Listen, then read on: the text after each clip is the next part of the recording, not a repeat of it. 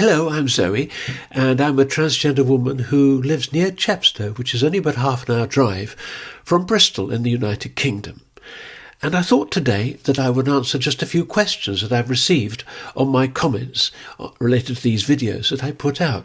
Now, I don't get a lot of them, I'll be perfectly honest, but here are just a few. The first question I had is, am I accepted and not just tolerated? Well, hard for me to know what's going on in other people's minds, and in a big way, it's none of my business.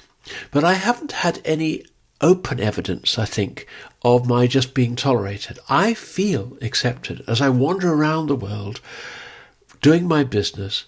I generally don't encounter problems. Sometimes older people do stare at me, but they might be staring at me because of my tattoos. Who knows? Who knows what's going through people's minds? But no, this hasn't really been a problem for me. Now, next question is, do men over-explain things to me? I understand this question very well. I don't think they are, but in meetings, when I'm in meetings, committee meetings and the likes, I do find now that it's much harder to be listened to by others, particularly the men, but not just the men. I find that they really do ignore me in a way that didn't used to be the case when I presented myself as male. Now, how do I feel about that? Well, in a way, I suppose, I'm glad that they are acknowledging that I'm female.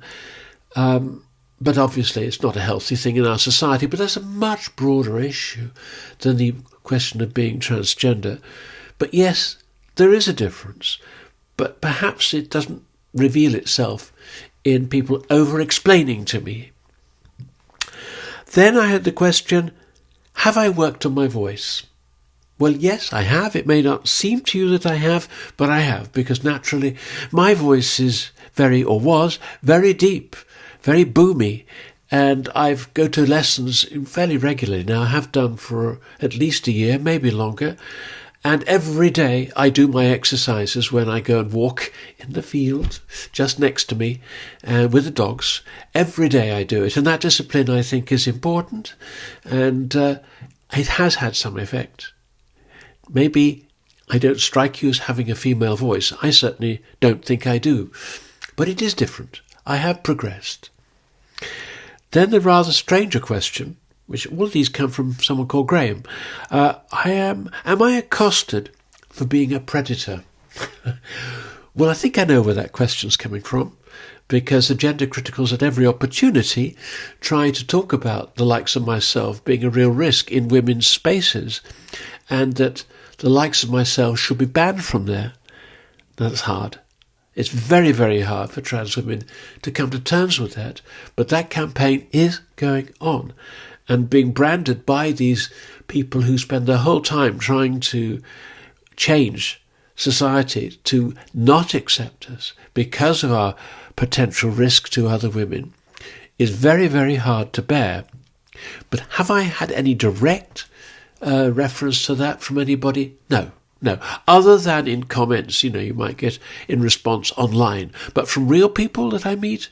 No, not at all. Then I have a question from Ruby. The costs. What's the affordability of transitioning? Well, what I've done in the United Kingdom has been very expensive, many tens of thousands of pounds, which is a bigger number in dollars, of course.